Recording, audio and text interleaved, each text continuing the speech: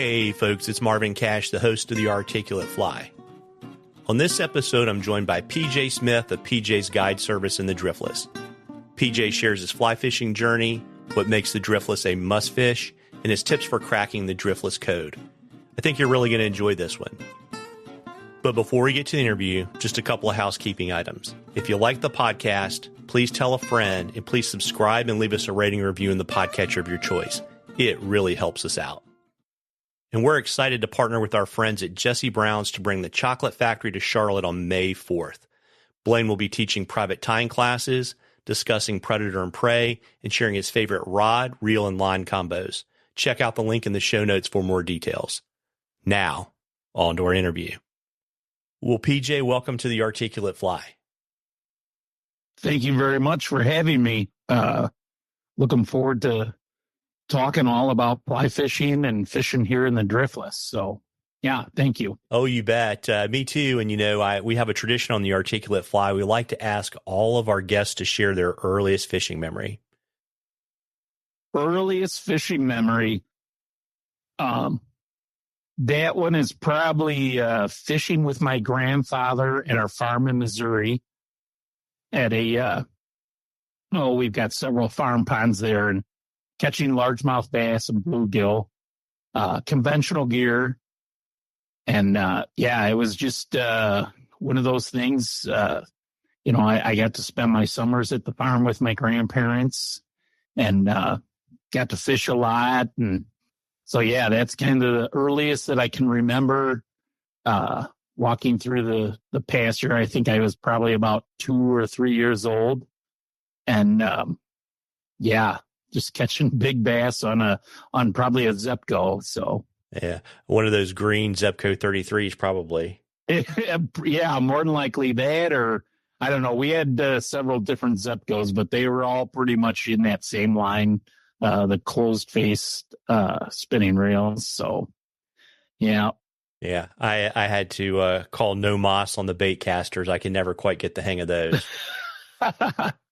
Yeah, as I got older, I actually got into them for a little bit, and you can. Well, nowadays they're so they're almost engineered where you can't backlash. But back in my day, it was definitely one that you had to keep your thumb there and throttle it down once you got casting in that. But yeah, it's things have come a long, long way. That's for sure. So yeah. So PJ, when did you come to the dark side of fly fishing?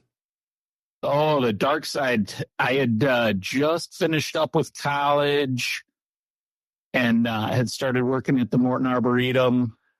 And at that time, I was pretty much fishing ultralights, all kinds of stuff like that. And just really was really intrigued by it. Had seen the movie River Runs Through It.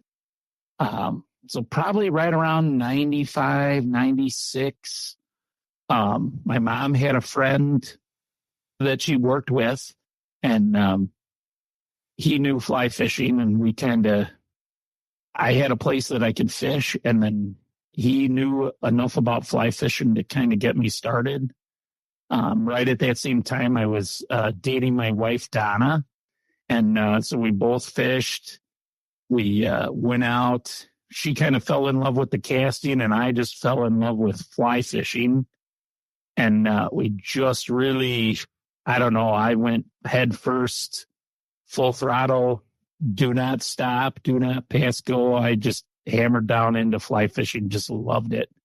And got in with a great shop at that time. Marcos Varga ran Fly and Field in Glen Ellen, and met some great guys there that just kind of helped me out, tying flies and all that. But Marcos was a huge factor, helped me out greatly, hooked me up with gear that I could afford that was really good quality equipment. I think the first one that I had was a 5-weight Orvis Rocky Mountain. That was the first one. I caught a lot of bass on it. Still have it. It's a 2-piece. It's old school. So yeah, that's kind of the start to it, and we just kind of kept going from there. Yeah, pretty neat. And so, obviously, it's been, almost 30 years. Who are some other folks other than Marcos that have mentored you on your fly fishing journey? What have they taught you?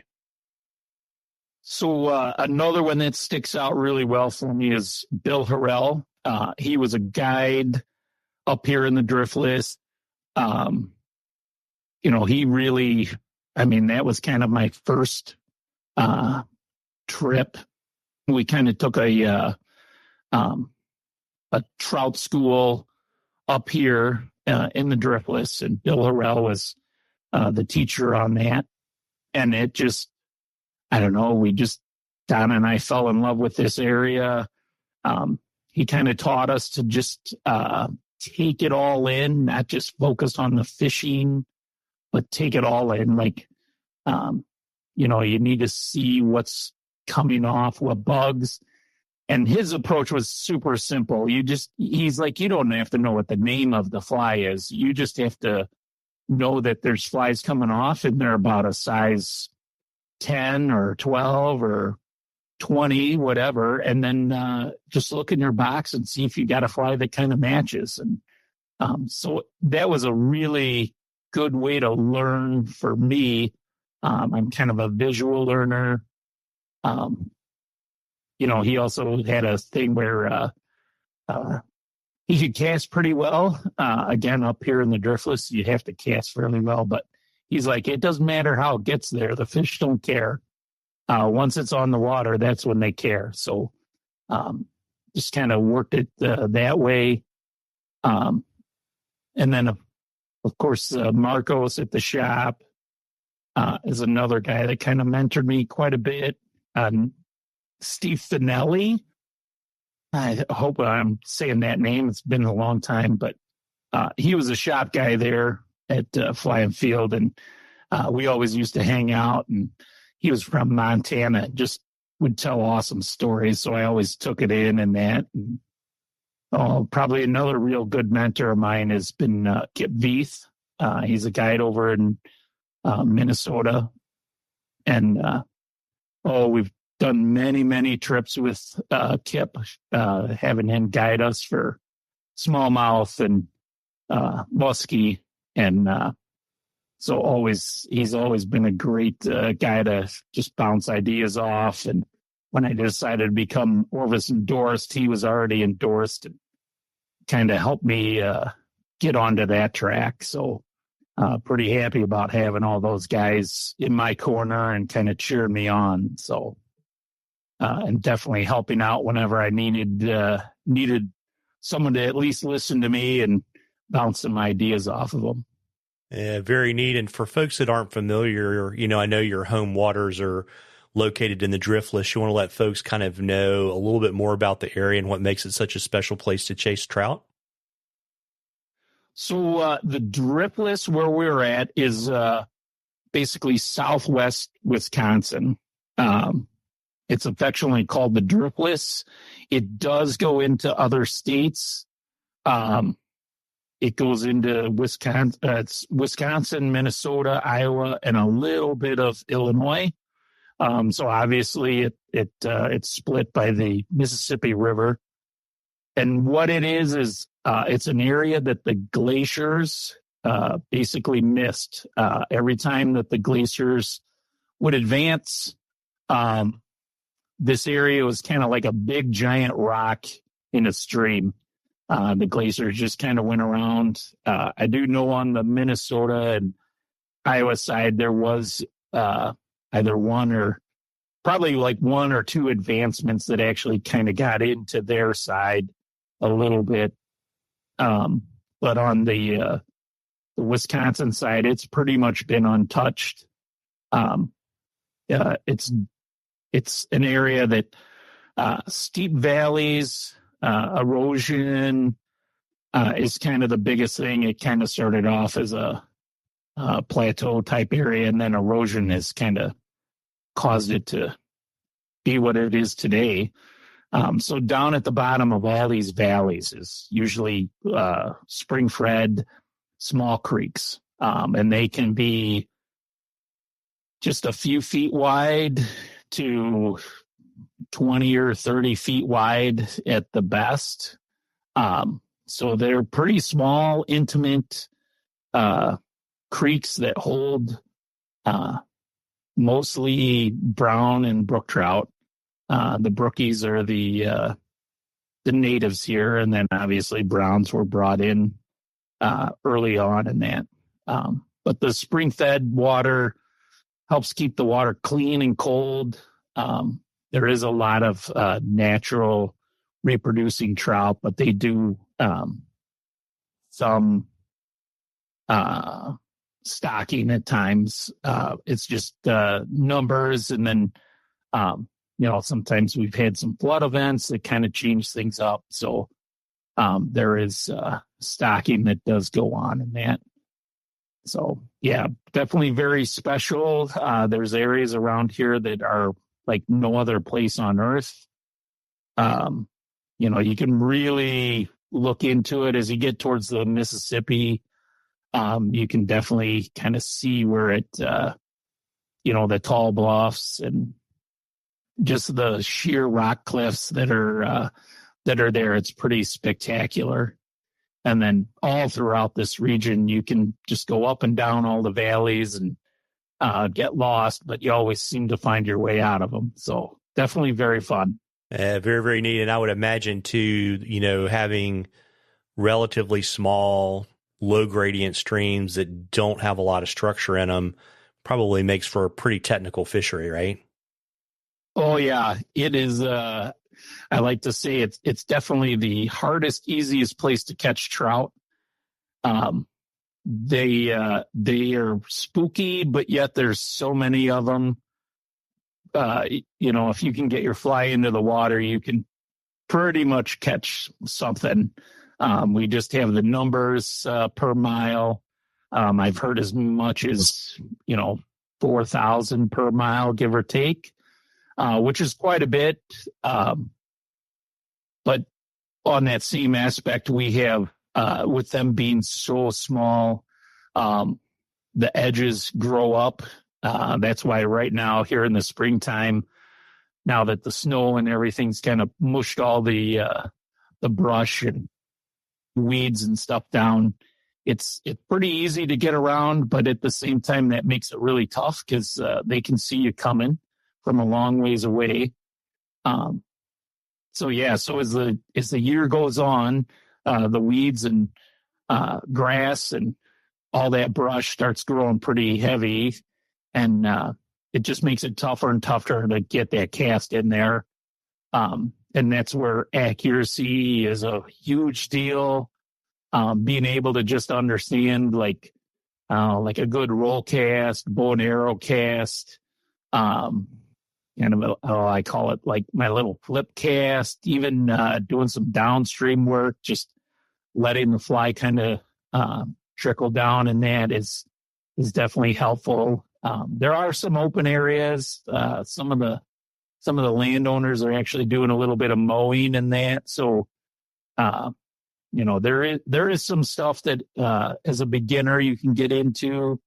I've been, obviously fishing up here for so long, you start learning all those areas and that. So we can go from fairly easy to get into, not a lot of brush, not a lot of trees, to super technical if you want to get into that. So there's a lot of variety for sure, but it is it makes for fun fishing, and it'll just make you a better fisher person all the way around, because once you can fish here and catch fish, you can go anywhere and be able to cast and be accurate. So it's definitely a helpful thing too. Yeah.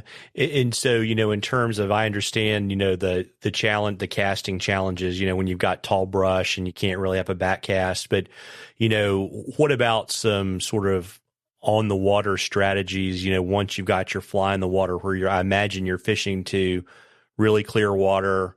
Probably a lot of it's probably pretty shallow, and it's also probably relatively smooth. What are some suggestions for folks to be a little bit more effective in those situations? So once you get that fly in the water, everybody's heard of a dead drift, and that, but we actually will find, if we do our dry fly fishing, actually adding a little, I call it the dry fly shake. You kind of get that fly to kind of move a little bit. Live bugs move. So, you need to put a little action into them. So I don't mind skating a little bit on some of my flies. They'll take it on the swing, which is pretty cool. If you're doing like nymphing and that, just trying to like get those flies in without a huge splash. Again, it's pretty hard with the heavier tungsten and that.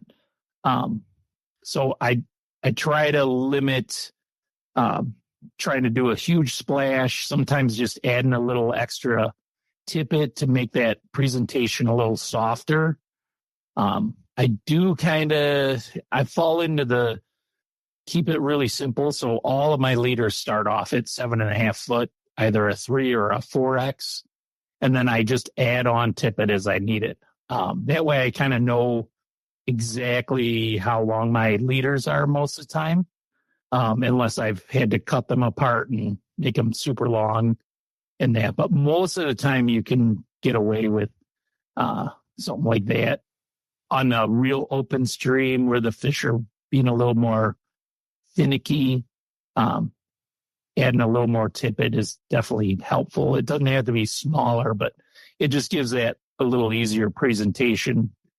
And then I try to, I'll use a more of a dry fly as opposed to an indicator, especially the harder indicators, like the ones that are like made of plastic and that. They work good, but they're a little bit too much on these small creeks. So I go with like a larger, almost like a hopper, a rubber leg stimulator. We have a fly around here called the hippie stomp. It's actually from out west. Highly effective around here. And the nice thing about that is like now you've actually put 2 hooks on the water, so your chances of hooking a fish are doubled now. So it makes it pretty easy. Those foam indicator style flies are really buoyant, so they stay up pretty good. So yeah, so I try to keep it pretty simple. There's a lot of good techniques. Like anytime we get a rain around here, we usually will try to switch over to streamers as well. Because once that water stains up, boy, they'll actively go after streamers and stuff. So it's kind of, there's a lot here. You can learn a lot of different techniques, a lot of Euro guys around here, and that's always something that we kind of dabble in a little bit. It's something that is kind of on our to-do list around here as well, learning that a little bit more. But yeah, so it's one of those that you can kind of run the gamut. If you're a dry fly guy, you can do really well, nymph, streamers. So yeah, what's not to like, as they like to say. And PJ, when did you get the guide bug? Oh, the guide bug was probably not too long after I started fishing up here. I think I'm in my 14th season, give or take. I'd have to look back at, see if I can find my original guide license that I had. But yeah, we were coming up here so often. We would come up here throughout the summer and fish, and every once in a while I'd run into Bill, and I'd always talk about it, like, oh, it'd be kind of cool to be a guide and all that. And finally one day he kind of just told me, he's like, either do it or don't do it. But he goes, you just shut up about it. Like, he goes, I don't care what you do, but you've worked here, you've done enough fishing in here. He goes, just do it. So that was, I think I had been fishing up here for almost 15 years. Yeah, that was a push that I needed. I'd always kind of helped friends when we were fishing together. So I guess I was kind of guiding them without actually guiding them, a friend trip. I always wanted to make sure that they caught fish, and whether that was fishing for bass or panfish or trout. I'd go on some of our trips with the club that we belong to in Illinois, Drift. And then I'd always just kind of help out the new guys that weren't totally sure how to do some stuff. So yeah, that kind of got me started into it. And then I got my guide license for Wisconsin, and just kind of went from there. Was working a full-time job and pretty much driving up a lot of weekends and doing the guide thing. So. Yeah. And so did you always just guide for yourself, or did you kind of start guiding through shops in the area? No, I've always just been an independent. At that time, I just didn't feel confident enough to like go into a shop and that. Probably should have at times, but again, hindsight's always 20/20. And as far as things go now, I'm happy that I could do what I can do. I did it all on my own, but with a lot of help from friends and family and that. So I just stayed independent. 2018, I left my full-time job and went full-time into the guiding world. At that same time, I decided I went out to an Orvis guide rendezvous, really liked their program, and decided to become Orvis-endorsed. So I guess that's kind of the thing there. And my wife at the time was actually working for Orvis in Madison at their store. So so she's kind of been on the shop side of it. I've been just the guide and the guy that ties the knots and rows the boat. So I just that's what I like doing.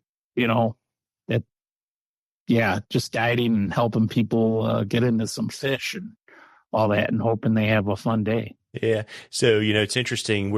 I think we're of a similar vintage. Tell me a little bit more about how you made the decision to kind of quit the safe full-time thing and become a full-time fishing guide. Yeah, that one is a good one. Yeah. I graduated college, and graduated college on a Saturday, drove home Sunday, started work Monday at the Morton Arboretum. And 26 years later, the day before I turned 50, I left there and became a full-time guide. I had done a full-time job in the Chicagoland area. And I don't know, you just get to a point where you just need to make a change. And I just had that drawing to just become a guide. That's what I wanted to do.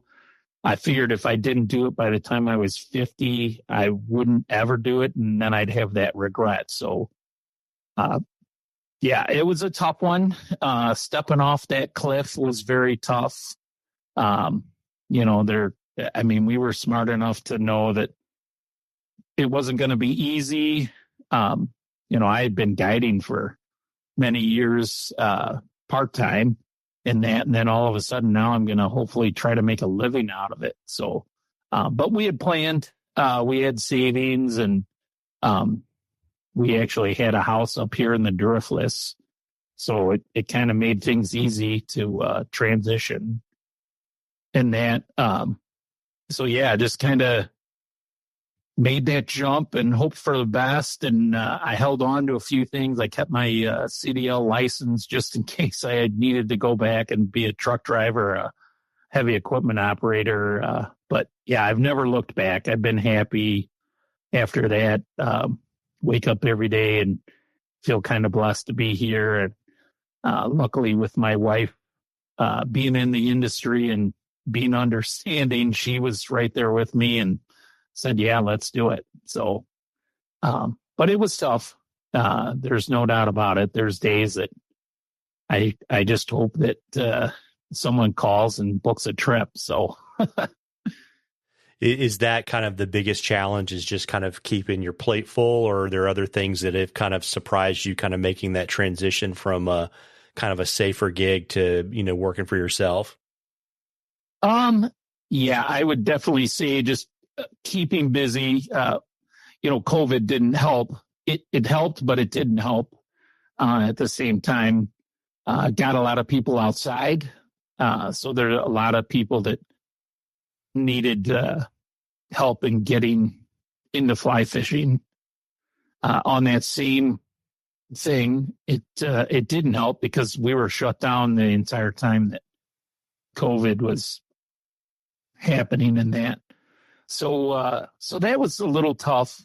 Right now we're kind of really ramping back up. We're doing a lot of shows, doing programs at shop wherever we can, going to like TU meetings and other clubs. We're trying to do meetings, and I've got several PowerPoint programs that I give throughout kind of this upper Midwest area. So I kind of focus on that. That's how word of mouth kind of helps too. And then obviously being Orvis-endorsed now is really big for us, because that really has kind of pushed it a little bit more. But we're always looking to fill some more dates. There's obviously the off season, we're looking at trying to fill some of those that time with some other stuff that we're looking into. Yeah. And so, it's interesting because, can you talk a little bit more about kind of the process of becoming Orvis-endorsed? I know, it's kind of a little bit of a mystery, right? And then there's a lot of lore around it. But can you kind of tell us a little bit about the process and kind of why you thought having that credential was so important? Well, a lot of it had to do with Kip Veith. He, I kind of was talking to him about it, and we ended up going to an OGR out in Asheville, and just their whole program, the fact that they were letting, at that time they were anybody that was kind of on a pro staff, like a guide, could come out and go to their stuff, and it just kind of made it nice and an easy transition. They were pretty open and pretty forthcoming with all their information. They talked about how they were revamping some of their program, and they were going to kind of start putting guides first again. If you needed help with some stuff, they would help you get that. If you needed rods repaired and stuff like that, although now it's a little different. It's easier to get parts and stuff now. So I enjoyed that part of it. Again, when I got back from that trip, I talked a little bit more with Kip, and then I reached out to Orvis, and we basically set up a time to meet. So they actually kind of vetted me. I know there was other people that I'm sure were called and asked if I was legit. And that kind of started it. And then I ended up having to basically do a trip with Pete Kutzer from Orvis. And so it was kind of weird because that was actually a musky trip. By the time he could get out, it was musky time. Trout fishing had already closed. So we did a musky trip, and ironically, that day, the whole week before, it was super nice weather and all that. And then he comes out, and the weather is absolutely terrible. It rained so much, there's probably 8 inches of water in the bottom of my boat. So that made it fun. But we moved some fish, and it was fun. And he realized that I was really just wanting to make trips, an adventure, and take care of clients. And I wasn't just some guy looking to just get into it all about the money or whatever. It's like, I want people to enjoy their trip. They're paying me to basically go on a vacation and that. So I was approved, and I think my approval went through sometime in 2019 or early 2020. And so I became an Orvis-endorsed guide by then. Yeah. So it's just in time for COVID, right? Yeah, exactly. Yeah. Not exciting, but, that time was a little rough because I was like, wow, did I make a mistake? And, but we got through it. It's stuff that I can't control. So, I try to, not focus on that, and just focus on what I can control. It's kind of like the weather. I can't control the weather.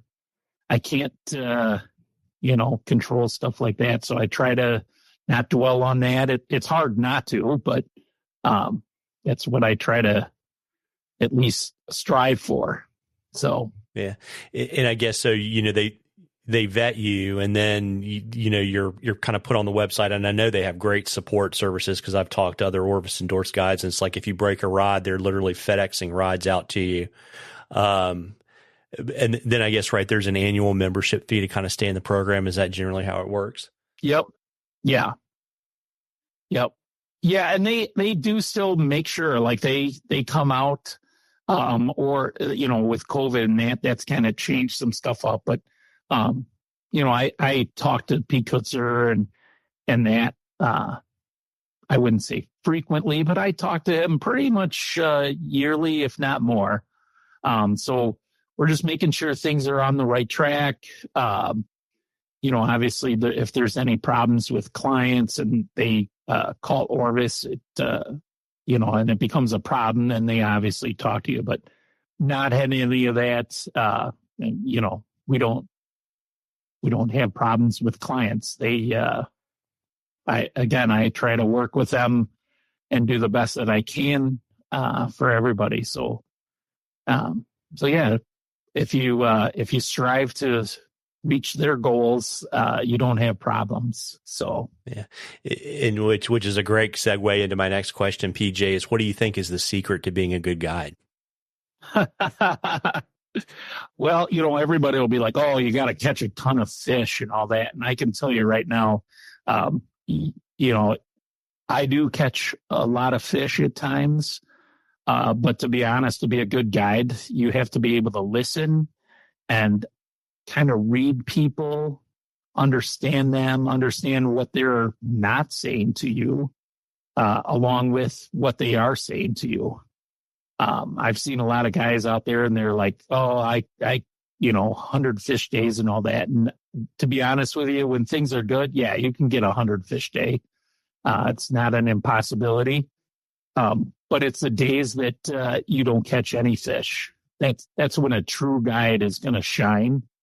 Most of the time, like I said, when it's easy, it's easy. When it's hard, that's when you'll find out who a real good guide is. So I really try to strive for just being the best I can be, giving 110% of myself. I just, I want them to be happy. I want them to go home and feel like they had a good time. I do try to get them fish. But some of it's not all about that. A lot of my clients, they want to learn something.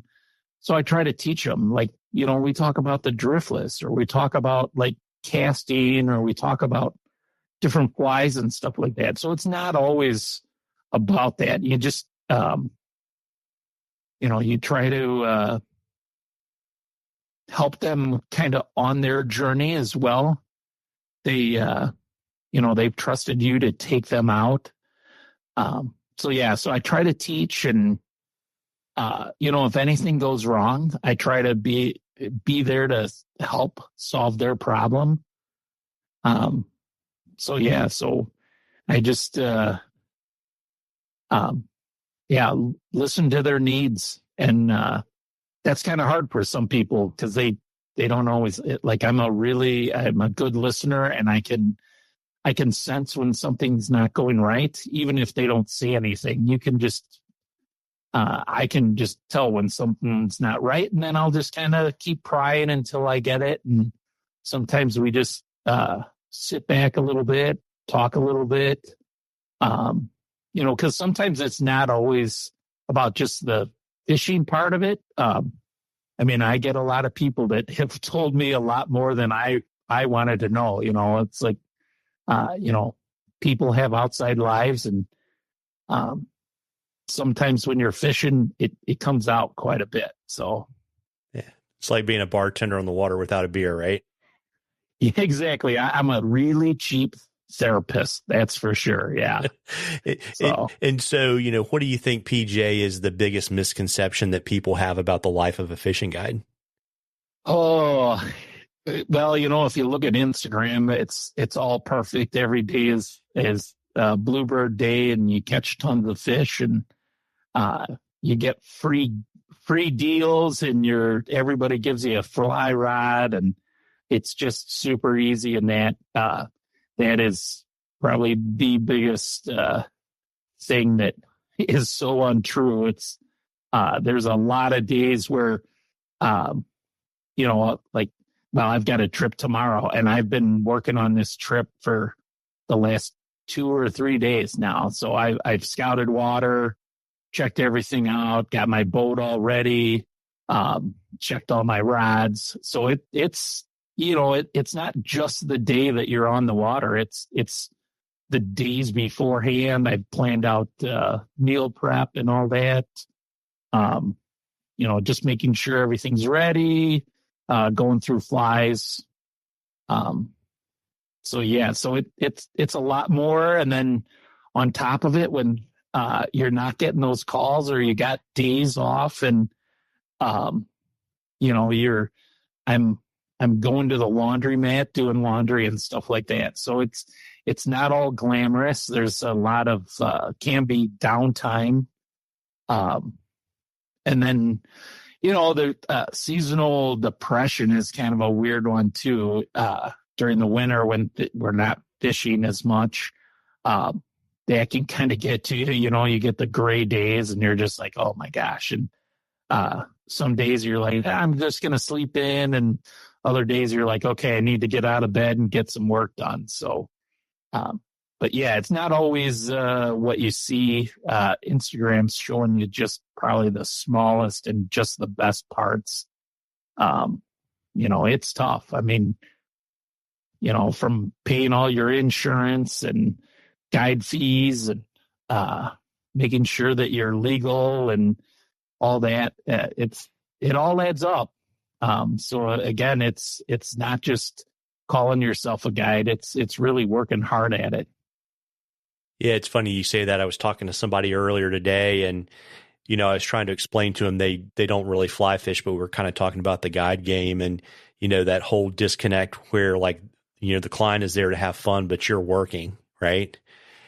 Yes. And so that's a huge thing. And, what they don't understand is, if you meet them at 7:30, you probably got up at 5:30 to get the boat ready to do lunches. And then at the end of the day, you've got to go home and clean the boat out, maybe wash it and get ready for the next day. And so, a 10 or 12 day on the water is really a 16-hour day without doing anything. And, it's funny because I talked to my buddies that guide out west, and it's like, they guide 13, 14 days in a row, and they're so excited to get a laundry day. It's crazy. Yeah, exactly. Yeah. It is, it's a tough life. It's fun. There is definitely days where you're just like, yeah, this is exactly why I guide all the time. And you try to have more of those days than days where you're like, oh my gosh, why did I decide to do this for a living?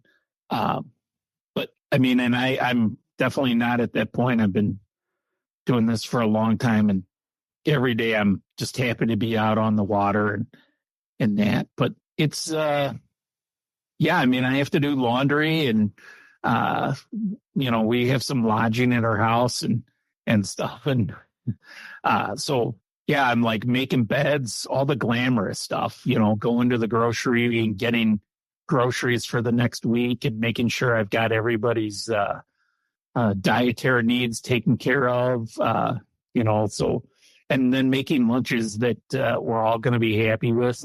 I try to simplify it as best I can, but then sometimes I try to change it up and maybe a little more gourmet if I got somebody that's like got a birthday or something special's going on, or, I've had some clients that have needs that, like celiac. So I got to make sure everything's cleaned out. And so they have a good day, because I don't want them to get sick or anything like that. So, so it's a lot of planning. I take a lot of notes with all my clients, so I know what's going on and that. So I just,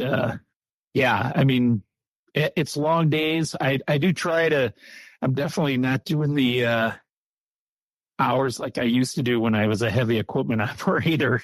Some of those days were almost 24 hours straight. But there's days I get in late, and then if you're hosting some people, now you're also spending more time with them afterwards and that. And once you get done with that, now you've got to come home and get ready for the next day. So we try to be take care of ourselves though too, because you don't want to get too over the top so that you have a meltdown in that. So yeah.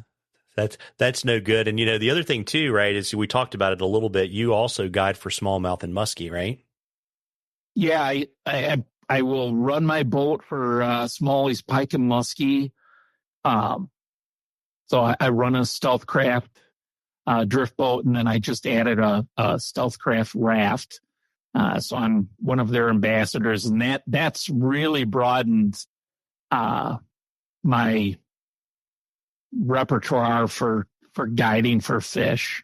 The Driftless is awesome and all that, but we're starting to see summers where the temps are just getting way too hot for the trout. So we years ago I was like, if I want to be a more rounded guide, I need to add this aspect to fishing, and it's kind of cool. I even do a little bit of trout stuff early season. I'll run my boat for trout here in the Driftless, and one of the few spots you can get them. But Smallmouth Pike and musky, they're super fun. Adds a whole new game to it. The rods are much bigger. You can the cool part is you're in a boat and you can see some pretty cool water. And all of those fish they love to eat, and they put a good bend in your rod. So it's fun. Yeah. And so are you chasing those guys kind of in the middle of the summer when it's kind of too hot for trout? So it's kind of trout early and trout late, and then smallmouth, pike, and musky in the middle, and maybe some musky kind of at the end of the season? Yeah, exactly. When it starts getting too warm here, it's an ideal time to switch over to smallmouth. I kind of tell people and like this year especially, we're even though we just got some water, I've got to make sure that the trout survive. So I will forego doing trips here in the Driftless, even though I could probably find water that's cold enough. But we'll definitely go after them during the hot months. I do a little bit of musky stuff after I'm done with my trout. Like October 15th is the last day for trout in Wisconsin here. And then I'll switch over and we start chasing musky for a little bit. I usually go until about October, maybe a little bit into November. And then I usually just kind of take a break. I like to deer hunt in Missouri, so head to my grandparents' farm for that. So I just kind of wrap it up. Usually by then things are getting cold, and it's nice to take a break. I'm usually pretty fried from guiding the whole season and that. So it's good to take a break and head and just kind of do my own thing, sit in the deer woods for a while and do that. So kind of a nice break. Yeah, absolutely. I wait for some guys to come eat some acorns, right? Yeah, exactly. Yeah. Yeah. And they're pretty good eating too. So I don't mind filling the freezer with them. Yeah. And so PJ, what is a day on the water like with you? You want to kind of give folks an idea of like, what it looks like to get on a boat or to wade with you for a day? Sure. So my walk and wade stuff, we'll just meet usually in the morning. Depending on, I may meet you in town or, if you're staying here at our place, we get going. We may have breakfast.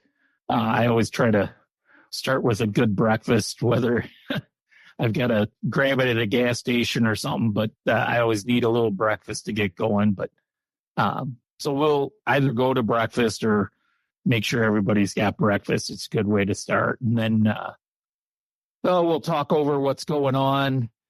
And then we'll get out to the water fairly quick. Again, depends on the conditions. If it's a warm one, we try to start pretty early in the early season. If it's really cold, I have no problem waiting a while until it gets a little bit warmer out at 9:30, 10 o'clock time. But during the late spring into summer part, we're probably getting going by 7 and trying to get out to the water. I'll get everybody geared up. I usually try to run down and check water temps real quick just to make sure that the streams haven't warmed up too much. And then once everybody's kind of geared up, we just get started. We're rigging rods, starting in an area. And especially if you're someone that I don't know, we'll go to a spot that's maybe a little more open. Because, some people like to exaggerate how good a caster they are. So, in about 5 minutes, I can tell if you're a good caster, not a good caster, need a little work, need to get a little warmed up and that. But, we'll be hitting some water that's got fish in it. I kind of varied up. There's obviously a lot of water here on the Wisconsin side. So we'll hit different areas. Then we usually break for lunch and then head back to the truck, and we'll either move or we'll just tailgate and have lunch on the back of the truck. Or I've got a couple of spots that I, can kind of like picnic and stuff like that. So we'll have a lunch. Again, I usually switch spots. It's kind of nice to vary it up. And then we'll get back on the water after lunch and basically chase trout some more. And we'll try to fish for about 8 hours, give or take. If I start seeing bugs coming off or we're getting to that, almost like dark 30 time, we may stay out a little bit longer.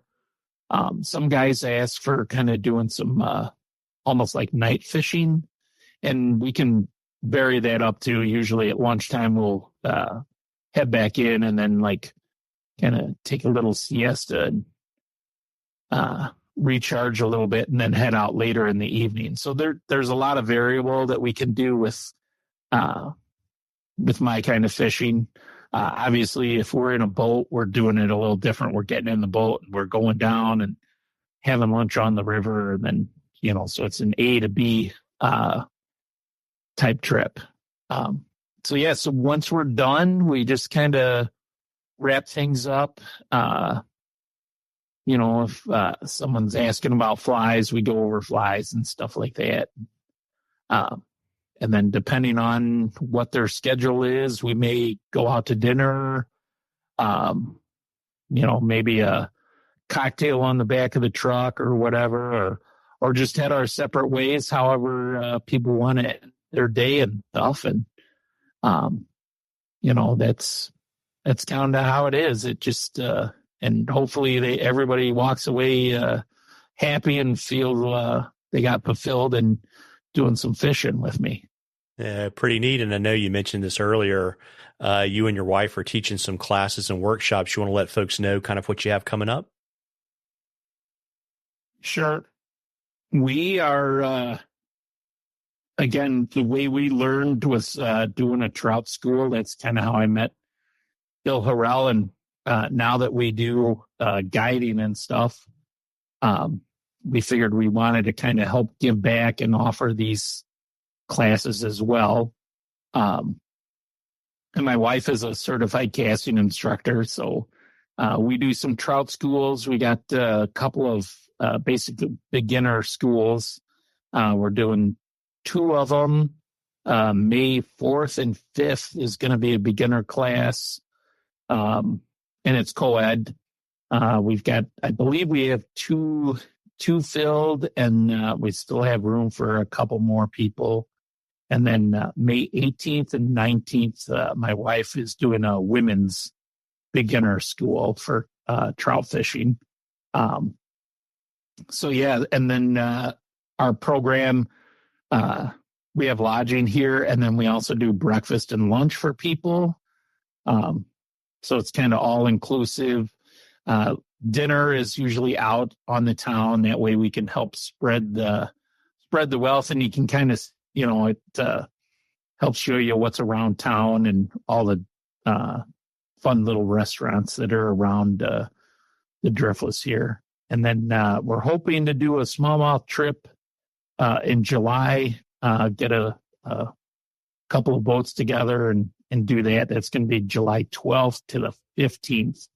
That one's still a little bit of a work in progress thing. And then in August is kind of a fun time here in the Driftless. We're going to do a hopper dropper mousing weekend. And that's August 16th and 18th. We hope people can get here early on Friday. So we head out Friday evening, try to get into a spot that's fairly easy to wade. It's close to the house and that. And then, so we'll do some mousing then, and then fish until it's pretty dark, until everybody's done, usually around 10 o'clock in the evening, kind of wrap it up, head back to the house, get up early in the morning, do some hopper fishing, have lunch back at the house, and just kind of chill for most of the day. And then we'll head out again in the evening after dinner and do some more mousing. So we go over like the hoppers in the morning and that, and then the mousing in the evening. And then we finish up on Sunday, getting up and doing the hopper dropper game again. So just some trips that we offer here, and they're all kind of fun, kind of different. Again, the Smalley trip, again, we're trying to work with a couple other guides that we know to help out with that. So it's hopefully going to be, that's one that we're kind of adding and hoping that will go over pretty well. But the trout schools, we've been doing them for quite a while, and they always, it's always kind of fun. So. Yeah. Pretty cool. And I imagine, if I remember correctly, all of those classes are on your website, right? Yeah, there's, if you go to my website, it's a PJ Guide or pjguideservice.com. You can look on there, and it's kind of got a rundown of all those classes, and it's a way to connect with me too. You can,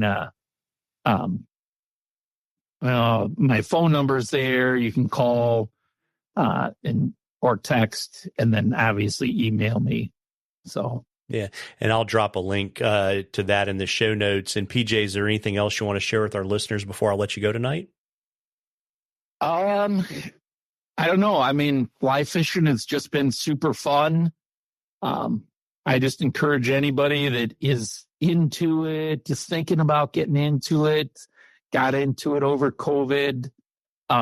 If you're looking for a fun, challenging time, come fish with us here in the Driftless. But stick with it. It's definitely a sport that can just kind of change you. It's a great way to kind of just forget all your problems for a little bit. I definitely see that in myself. When I need to get out there and kind of, take a minute and breathe, it's always fun to get out. And fly fishing is definitely one of those sports that everybody is super helpful. We may not always give you all our hot spots in that, but we will definitely try to help you with your casting and everything. So, that's the beauty of fly fishing. It's been an awesome journey, and we just feel so privileged to be able to help and offer this. And then also with my wife and I living here in the Driftless is just, it's kind of a dream come true. And we certainly didn't expect to be here when we first started dating. It was not one of those things. But once we got married, boy, we were into fly fishing then. So yeah, I just hope everybody can have a chance to come here to the Driftless. So. Very, very neat. And I think I've got your website, and I'll drop your phone number in the show notes. You want to let folks know, I would imagine you're probably an Instagram guy. You want to share your Instagram handle before I let you go tonight? Yeah. So Instagram is PJ Guides. On Instagram, there's, I think my logo is on there, in that. So it's, kind of a brook trout coming out of a small stream in a pasture and that. So look us up. I try to post when I can. So it's not all grip and grins on there either. It's just some scenery, and there's some cool pictures of trout now and again, and some smallmouth pictures, and then kind of just life here in the Driftless. Yeah. Well, very cool. Well, listen, PJ, I really appreciate you spending some time with me this evening. Well, thank you so much. It's been a pleasure, and I'm looking forward to talking some more with you at some point in time. And, if you need fishing reports, just let me know. Yeah, absolutely. And maybe our paths will cross on the water sometime soon. Absolutely. Sounds great. Take care. All righty. Well, folks, I hope you enjoyed that as much as we enjoyed bringing it to you. Don't forget to check out the show notes for more details on the Chocolate Factory coming to Charlotte on May 4th.